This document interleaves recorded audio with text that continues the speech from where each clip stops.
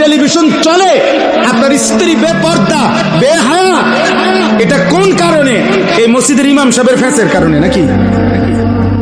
তো কি বললেন? এটা হুজুররা ফ্যাঁস লাগাই রাখছে। কি ফ্যাঁস লাগাইছে? কোন হালালটাকে হারাম বলছে, কোন হারামটাকে হালাল বলছে? আপনি বলেন, বলেন। সাবধান মুসলমান, নিজের আখিরাত নষ্ট করবেন।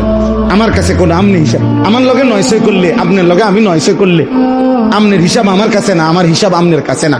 আমি আমনে মিললে গেলেও হইতো না, বুঝেন না? আমরা মানে মুসল্লি আর ইমাম সাহেব আমরা যদি আচ্ছা আল্লাহ ভরসা, আল্লাহ ভরসা, পারলে কিছু বাড়াইয়া দিয়েন, আমি আর আমনে একমত হয়ে গেলাম, তো আল্লাহ ছেড়ে দিবে নাকি? তো তাইলে হিসাব দিবেন কার কাছে? তো ওনার সাথে কি বলবেন? আল্লাহকে কি বলবেন? আল্লাহ আমাদেরকে বুঝ দান করেন। এজন্য এই জবান বহুত দুধারী তলোয়ার, এই জবানের সতর্কতা খুব জরুরি, খুব জরুরি। এই জবান কবুল বললে এক নারী হালাল হয়, এই জবান তালাক বললে এক নারী হারাম হয়। এই জবান কালেমা বললে মুমিন হয়, এই জবান এক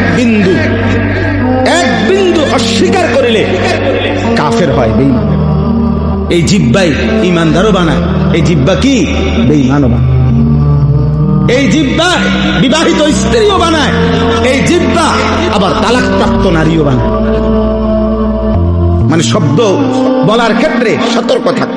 আপনি বলে ফেলছেন, আপনি সেত উঠছে, আপনি কইয়ে লাইলেন 3 তালাক দিয়া, ইয়ার পরে কোন হুজুর কইয়ে লাইছি 3 তালাক দিয়া ফেলছি, মাথা ঠিক ছিল না। তো মাথা ঠিক না থাকলে পৃথিবীতে যারা পাগল, যাদের মাথা তার ছিড়া পাগল মানুষ যারা, তারা বুঝি এই সারাক্ষণ 1 তালাক 2 তালাক 3 তালাক কয়। তো আপনি মাথা ঠিক আছে, যার মাথা ঠিক থাকে না হে তালাক কয়, এটা আপনি কোথায় দেখছেন? আমার একটা লোক দেখান। এই যে পাবনা চলেন, আমরা যাই পাবনায়, যারা মেন্টাল হসপিটালে পাগল, তারা বইয়ে বইয়ে বুঝি কয় 1 তালাক 2 তালাক 3 তালাক। তো তাইলে আপনি কি বললেন? এটা মাথা ঠিক আছিল না দেখে আপনি মহিলাটারে 1 তালাক 2 তালাক 3 তালাক বললেন। এত বড় মিথ্যা কথা, মিথ্যা! এটা কারে বললে বেটা? এটা হুজুর মোল্লারে বুঝাই দিলা? হ্যাঁ, আল্লাহরে বুঝাইতে পারবেন আপনি কথাইটা? কথা বলেন না। আপনার মাথা ঠিক আছিল না? আপনার মাথা 100 গুণ ঠিক আছিল বেটা। তুমি জানো এটা বললে মহিলা তালাক হয়, তুমি বুঝছেই তো এটা বলছো। তুমি নাহলে সালাক পেলে না, 1 সালাক 2 সালাক 3 সালাক, এটা বললেন না কেন? সাবধান। অতএব দিন মানা জরুরি, আল্লাহকে মানা জরুরি, আখিরাত মানা জরুরি। মামুলি খামখেয়ালি করলে হবে না। আল্লাহ আমাদেরকে বুঝার তৌফিক দান করেন। নবীজি সাল্লাল্লাহু আলাইহি ওয়াসাল্লাম যখন বলতেছিলাম, মক্কার জীবনে যখন কালেমার দাওয়াত দিতেন, মানুষদেরকে আল্লাহর দিকে ডাকতেন, মক্কার কাফেরদেরকে, তখন নবীজি বিশেষভাবে দাওয়াতের কথা বললে, আল্লাহর কথা বলতে গিয়ে 2টা কথা বলতেন। একটা হলো ঈমান গ্রহণ করিলে, কালেমা গ্রহণ করিলে জান্নাতের পুরস্কার কি হবে সেটাও শুনাইতেন। আবার গ্রহণ না করলে আল্লাহর আযাব কি হবে দুনিয়াতে এবং আখিরাতে সেটাও বলতেন। মানে নবীজি জান্নাতের সুসংবাদও দিতেন, আবার জাহান্নামের ভয়ও দেখাইতেন, আযাবের ভয়ও দেখাইতেন। কিন্তু মক্কার কাফেরদের একটা বদভ্যাস ছিল, যখনই নবী সাল্লাল্লাহু আলাইহি সাল্লাম আযাবের কথা বলতেন, জাহান্নামের আযাব, দুনিয়ার আযাব, তখন তারা বিদ্রুপ করত, ঠাট্টা করত, টিটকারি করত। আরে না, এটা হইতো না, উদা এরকম কহে, এগুলো বলেই। এখানে আছে আতাইদানিনি আন উখরাজা ওয়া কাদ খালাতিল কুরুন মিন ক্বাবলি, 26 পারায় সূরা আহকাফের মধ্যে আছে। এক নাফরমান সন্তান, তার পিতা মাতা তাকে দিবানিশি আল্লাহর প্রতি ঈমান আনতে বলতো, আর ওই সন্তান বলতো, মা বাবা তোমরা বুঝি আমারে এই আখিরাত পরকালের ভয় দেখাও। আখিরাত আর পরকালে আবার সবগুলো মানুষ ফিরে আসবে হাসরের মাঠে। তো এই পর্যন্ত কত মানুষ যুগে যুগে অতিবাহিত হইয়া মরে গেল, কই তারা দিক কেউ ফিরে আইলো না, আমি কিত্তাম মরলে ফিরাম। এভাবে বিদ্রুপ করছে। আবু লাহাব নবীজি সাল্লাল্লাহু আলাইহি সাল্লামের প্রচন্ড বিরোধিতা করত।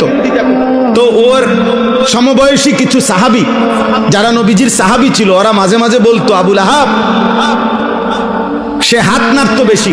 আবুল আহাবের বদভ্যাস ছিল নবীজির পিছনে পিছনে যাকেই নবীজি কালেমার দাওয়াত দিতেন সে তাকে পিছন থেকে এরকম হাত নাড়া নাড়া নিষেধ করতো, মানে শূন্য না, এটি শূন্য না।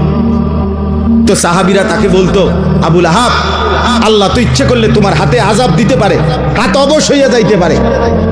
তখন সে তাফসীরের মধ্যে আছে, আবুল আহাব পরের দিন সকালবেলা ওই সাহাবাদের এই কয়েকজনকে কাছে গিয়া বলতো, এই দেখো হাত, এ কিচ্ছু হয়েছে না, চাও তুমি যে কইলা আযাব দিব, কই আযাব কই, আমার হাত দিয়ে ঠিকই আছে। এত বড় গাদ্দার আছে, এত বড় বেয়াদব। ঠিক এরকম নবীজি একদিন এই মক্কার কাফেরদের সামনে আযাবের কথা বলছেন যে দেখো আল্লাহর আযাব আসবে দুনিয়াতেও আখিরাতেও। আল্লাহ কাউকে নূহ আলাইহিস সালামের জাতিকে পানির আযাব দিয়া ধ্বংস করে দিছে, লূত আলাইহিস সালামের জাতিকে পাথরের বৃষ্টি বর্ষণ করে মাটি উল্টায়া ধ্বংস করে দিছে, এভাবে সব শুনাইছেন। এই সময় একজন কাফের নজর ইবনে হারেস, এই কাফের সর্দার আল্লাহ নবীর উপস্থিতিতে বিদ্রুপ করে টিটকারি করে ঠাট্টা করে আল্লাহর সামনে আল্লাহর কাছে হাত তুলছে, মুনাজাতের মতো হাত তুইলা নবীজির সামনে বলতেছে, আল্লাহুম্মা ইন কানা হাদা হুয়াল হাক্কা মিন ইনদিক ফাআমতির আলাইনা হিজারাতাম মিনাস সামা আবিতিনা বিআযাবিন আলীম। হে আল্লাহ, মুহাম্মদের কথা মতো যদি সত্যি সত্যি তুমি আযাব দিতেই পারো তো তাইলে এখন আমাদেরকে আযাব দাও, আমরা তোমার কালেমা গ্রহণ করলাম না, চাই তুমি সর্বোচ্চ কি আযাব আছে তোমার কাছে এটা দাও। চিন্তা করছেন কেমন গাদ্দার? হ্যাঁ, জবান বড় সাংঘাতিক। এই জবানে কথা বলতে অনেক সতর্ক থাকা উচিত। যেমন মনে করেন অনেক সময় আছে অনেক মানুষ কথার প্রসঙ্গে আও রাখেন, সব কথার মধ্যে কোরআন কিতাব টাইন নেন না, কথা বলেন, এমন কথা বলে কিনা কেউ? প্রত্যেক কিছুর মধ্যে মিয়া হুজুরারে টাইন না আনেন মিয়া, সব কিছু হুজুরারে জিঙ্গাইলে চলন যাবো নি দুনিয়া। তাহলে কারে জিগাইবো? বাকিটা আমনে যে হুজুরারে জিগান যাইবে না কিছু জিনিস, তো ওই জিনিসগুলো আপনি কারে জিগাইয়া চলবেন? শয়তান রে। কথা বলেন না কেন? শয়তান রে জিজ্ঞাসা করে চলবেন। তাইলে তাহলে এটা কি বললেন? এটা কি আপনি দিনকে বিদ্রুপ করলেন না? হ্যাঁ, প্রত্যেক কথায় কথায় কেবল গাড়ি লইয়া করে তো এরকম শুরু করলেন কাজ, আর কোনো কথা নাই। হ্যাঁ, আর ওয়াজ নাই, আরো ওয়াজ আছে তো, এটাও তো একটা ওয়াজ। আপনি এটাকে বিদ্রুপ করলেন কেন? কি হুজুর আজকে দাওয়াত কয়টা? কি বললেন? এটা কি বলতে চাইলেন হুজুরকে? কোন আলেমে দিনকে কি বললেন? হুজুর আপনার আর কিতা একটা একটা দাওয়াত খাওয়ান, তো আপনি বৈশা দাওয়াত খায় কেমনে বা শুইয়া দাওয়াত কেমনে খায় আপনি সিস্টেম বলে দেন। আপনার যেহেতু কামড়াইতে আছে হুজুরের দাওয়াত খাওয়াতে, তাহলে আপনি যে আপনারে দাওয়াত খাওয়াইতে আপনি বলেন যে হে গ্রামবাসী, আপনারা হুজুর ইমাম আলেম ওনাগরে দাওয়াত না খাওয়াইয়া আমার মতো একটা বুঝমান বিড়ি খাওয়াইন না, চা দোয়ারে গপ মারুন না, টেলিভিশন দেখুন না, আমারে আপনারা সবাই দাওয়াত খাওয়ান। আপনি বলেন আপনারে খাওয়াইলে আমার সমস্যা কি? কথা বলেন না। আপনারা যদি গ্রামবাসী দাওয়াত খাওয়ায় আমার অসুবিধা কি? কিন্তু আপনি এটা কি বললেন? এই জন্য মন চাইলেই বলে ফেললেন। হ্যাঁ, আপনি মুখ দিয়ে আসছে বলেই বলে ফেললেন। সাবধান, যত কিছু আমি কথার প্রসঙ্গে বলে গেলাম, যত কিছু ইসলামের চিহ্ন বহন করে, মসজিদ পাঞ্জাবি, পায়জামা, আলেম, হাফেজ, ইমাম, মুয়াজ্জিন, খতিব, ওয়াইজ, পীর, বুজুর্গ, আউলিয়া, যত কিছু ইসলামের চিহ্ন, মানে যেটা দেখলে বোঝা যায় এটা ইসলামী নিদর্শন, দ্বীনের নিদর্শন, এমন ছোট্ট একটা মেসওয়াককে, তসবির দানাকেও তুচ্ছ তাচ্ছিল্য করা, অবজ্ঞা করা, ঠাট্টা করা, কুফুরি কুফুরি কুফুরি। কি ঠাট্টা করা কি বলেন না? আবার বলেন কি? সাবধান, কথা বলতে খুব সতর্ক থাকা। কোরআনুল কারীমের মধ্যে আছে, আল্লাহ তাআলা নবীজি আরে ঈমান সাহাবাদেরকে বলছে, হে আমার নবীর সাহাবারা, সাবধান, আমার নবীর আওয়াজের উপরে তোমার আওয়াজ যেন না বাড়ে। ভিন্ন কথা তো বলার সুযোগই নাই। লা তারফাউ আসওয়াতাকুম ফাওকা সাওতিন নবী, নবীর আওয়াজের উপরে আওয়াজ বড় করবে না, তাইলে পুরা জিন্দেগির আমল এক মিনিটে আন তাহবাতা আমালুকুম, পুরা জীবনের আমল শেষ হয়ে যাবে। এই আয়াত নাজিল হওয়ার পরে আর তাফসীরের মধ্যে আছে, আবু বকর সিদ্দিক রাদিয়াল্লাহু তাআলা আনহু এত আস্তে কথা বলতেন, নবীজি কোনো কোনো সময় দুইবার তিনবার জিগান লাগতো যে আবু বকর কি বলছো বুঝি নাই, আবার কও। হযরত ওমর রাদিয়াল্লাহু তাআলা আনহু এই আয়াত নাজিল হওয়ার পরে অঝরে কাঁদতেছিলেন। আল্লাহর নবী বলেন, কাঁদো কেন? হযরত ওমর বলেন, ইয়া রাসূলুল্লাহ, আমার স্বাভাবিক কথার আওয়াজও একটু বেশি হয়ে যায়, আমি তো আওয়াজ ছোট করতে পারি না, আমার ভয় হয় যদি আপনার আওয়াজের চাইতে আমার আওয়াজ বড় হয়, আর আল্লাহ তাআলা যদি আমার আমল জীবনের সব শেষ করে দেয়, কি হবে আমার আখিরাত? আরে বড় কথা কইতে, হ্যাঁ, চা দোকানে বইয়া বিড়ি খায়, এবারে টেলিভিশন চাই, এবারে কয় আও রাহো চাই, হুজুররাও কত ফেস লাগাই রাখছে দেশটা, এবারে একটা কথা কইয়া দিল আর হ্যাঁ, একটা ফাজলামি করলেন আর কি, কি ফেস লাগাই দিছে। ও কত এক এক হুজুর এক এক কথা কয়, আমরা কোন দিকে যাব? মানে আপনি কোন দিকে যাইতেন বুঝতে পারছেন না নাকি?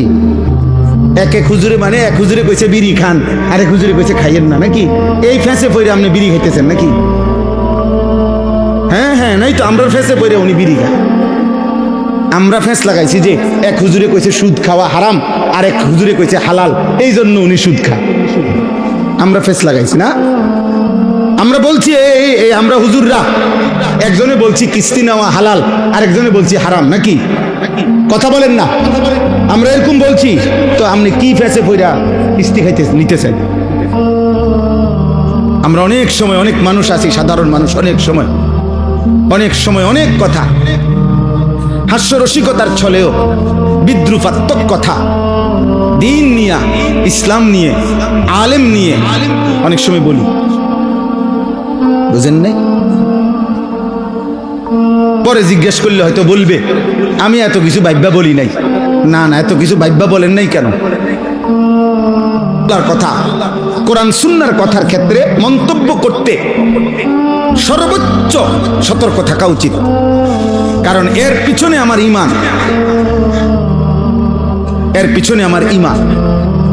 আল্লাহ বলেন, সাআলা সাইলুম বিআযাবিন, নবী বন্ধু, আপনার সামনে এক বেঈমান, নিশ্চিত যেই আযাব আমি আল্লাহর পক্ষ থেকে আসবে, এই আযাব নিজের থেকে আমি আল্লাহর আযাব চাইতেছি, আপনার সামনে কামনা করছে আমি আল্লাহর কাছে, আপনি দেখতেছেন। পরে বলেন, লিল কাফিরিনা লাইসা লাহু দাফি', নিশ্চিত এই আযাব কাফের বেঈমান নাফরমানদের জন্য আসবেই আসবে, আর এই আযাব প্রতিহত করার মতো ক্ষমতা কারো হবে না। কেন? কারণ মিনাল্লাহি জিল মাআরিজ, সর্বোচ্চ ক্ষমতা, মর্যাদা, সম্মান, ইজ্জত অধিকারী, সর্বোচ্চ ক্ষমতার অধিকারী যেই মহান আল্লাহ, এই আযাব আসবে সেই আল্লাহর পক্ষ থেকে, আর ওই মাওলার আযাব, ওই মাওলার সিদ্ধান্ত ঠেকাইতে পারে এমন শক্তি কায়নাতের কারো নাই। আছে? তারুজুল মালাইকাতু ওয়ার রূহু ইলাইহি, আল্লাহ বলেন বন্ধু ওদেরকে বলেন 24 ঘন্টা সাতবক জমিনের নিচ থেকে সাত আসমানের ঊর্ধ্ব থেকে সাতবক জমিনের নিচ থেকে আল্লাহর হুকুমে ফেরেশতা উঠানামা করে, আসা যাওয়া করে। কোটি কোটি ফেরেশতা, যে মালিক ফয়সালা দিলে জমিনে ফেরেশতা বৃষ্টি নিয়ে আসে, যেই মালিক ফয়সালা দিলে জমিনে ফেরেশতা রোদ নিয়ে আসে, যেই মালিক ফয়সালা দিলে জমিনে ফেরেশতা আল্লাহ তাআলার জমিনে প্রতিনিয়ত আল্লাহর সিদ্ধান্ত বাস্তবায়ন করে, যেই ফয়সালা আল্লাহ দিলে কোরআন জিব্রাইল নবীর কাছে তাৎক্ষণিক নিয়ে আসে। তাহলে 24 ঘন্টা যেখানে ফেরেশতারা জমিন থেকে আসমানে, আসমান থেকে জমিনে আল্লাহর হুকুম আনা নেওয়া করছে, সেই আল্লাহ আযাব দিতে চাইলে ওই আযাব পৌঁছাইতে আল্লাহর পক্ষে 1 সেকেন্ডও দেরি হবে না।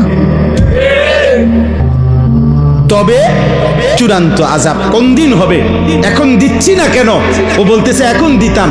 আল্লাহ বলে, বন্ধু ওরে বলে দেন চূড়ান্ত আযাবের জন্য আমি একটা দিন নির্ধারণ করছি, এই জন্য আজকে দিচ্ছি না। কথা বোঝেন নাই? আমার একটা কি আছে? ফয়সালা আছে, একটা দিন আমি ঠিক করছি, ওই সময়ের কারণে এখন দিচ্ছি না। সেই দিনটা কোন দিন? ফি ইয়াউমিন কানা মিকদারুহু 50 আলফ সানা। সেটা হচ্ছে হাসরের দিন, আখিরাতের দিন, যেই দিনের লম্বা দৈর্ঘ্য হবে একদিন 50,000 বছর। সেদিন বুঝবে আযাব কাকে বলে, সেদিন বুঝবে কষ্ট কাকে বলে, সেদিন বুঝবে যন্ত্রণা কাকে বলে। 50,000 বছর, 50,000 বছরের একদিন, 50,000 বছর। বুঝতেছেন কিছু? 50,000 বছর, 50,000 বছরের একদিনে আহা আল্লাহ তাআলা বলে সেই আযাব শুরু হবে, জাহান্নামের আযাব, আখিরাতের আযাব। খোদার কসম, কোরআনে আল্লাহ বলছে 50,000 বছরের ওই একদিন, মানে আখিরাতের ওই দিন, এই 50,000 বছরের এই লম্বা সময়টা, ইয়াউমা ইয়াকুমুন নাসু লিরাব্বিল আলামিন, সমস্ত মানুষ আল্লাহর সামনে দাঁড়িয়েই থাকতে হবে। কথা বলেন? এই চাচারা, বাবারা, কি বুঝে বিড়ি খাইতেছেন? আপনি বুঝেন? কি বুঝে নর্তকী দেখেন? চা দোকানে আড্ডা দেন, কথায় কথায় গালিগালাজ করেন, এখনো সুদ কিস্তির মধ্যে লিপ্ত আছেন। হায় আব্বা, আপনি বুঝেন আপনি আসলে কি বুঝাইতে চাচ্ছেন, কি করছেন? নিজের উপরে দয়া করেন, নিজের উপরে রহম করেন, রহম করেন।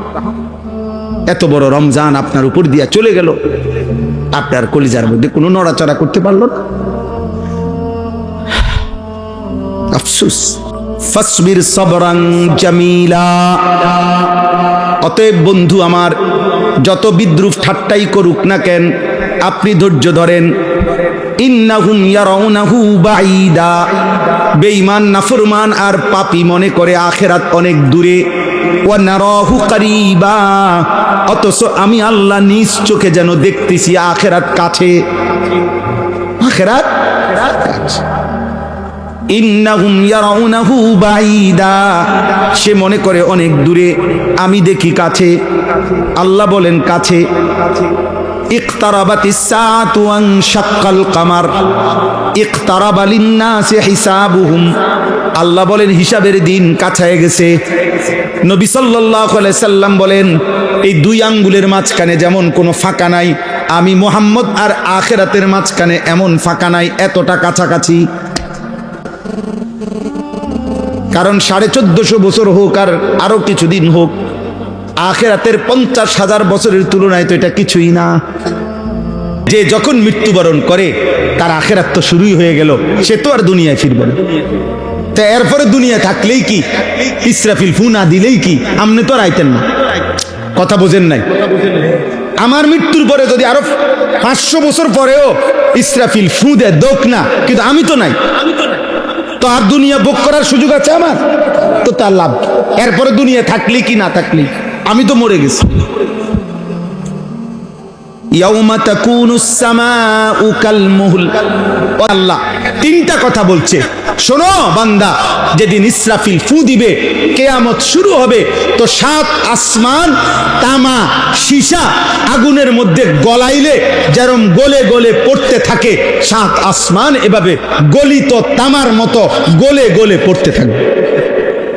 1 দুই ওয়াতাকুনুল জিবালু কাল ইহন, তুলা তুলা লেফ তোষকের তুলা যেরকম লেফ তোষক বানাইবার আগে ধুনায়, ধুনানো বুঝেননি, মেশিন দিয়া হোক আর বাইরে ইয়া হোক ধুনায় না, এই ধুনানোর পরে তুলা যদি বাতাসে ছেড়ে দেওয়া হয় এটা যেরকম উঠতে থাকে, আল্লাহর কসম আল্লাহ বলে পাহাড়গুলো ইসরাফিল ফু দিলে এরকম ধুনিত তুলার মতো উঠতে থাকবে।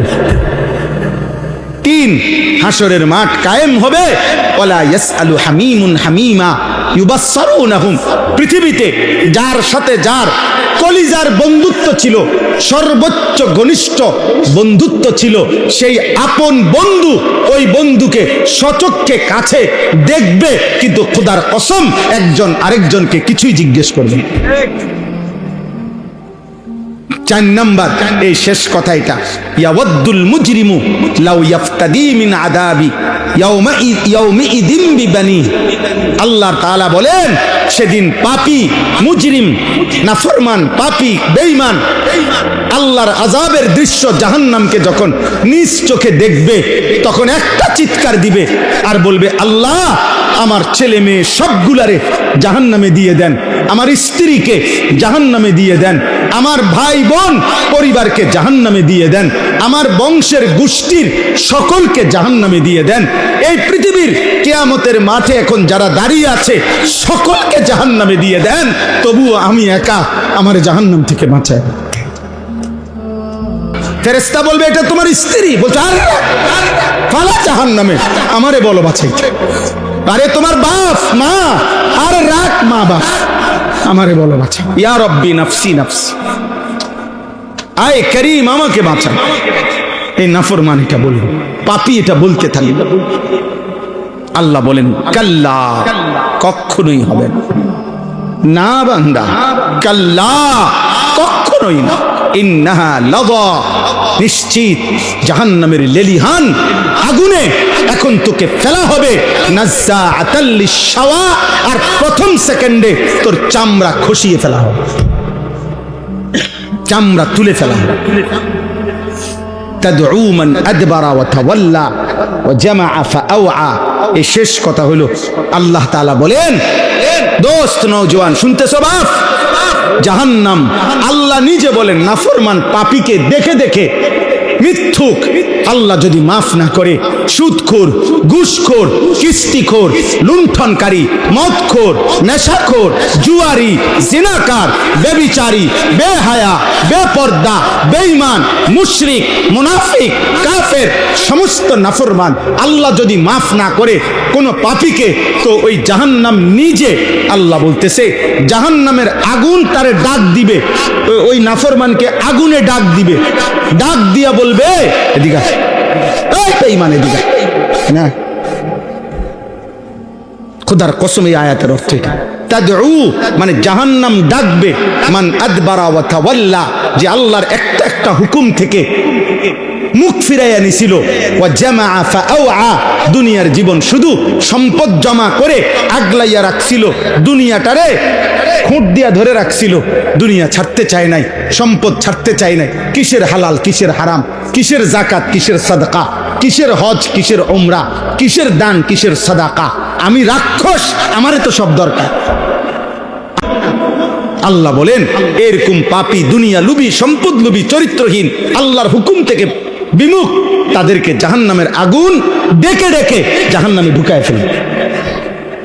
আল্লাহ আমাকে মাফ করে দেন, আল্লাহ আমাদের সবাইকে মাফ করে দেন।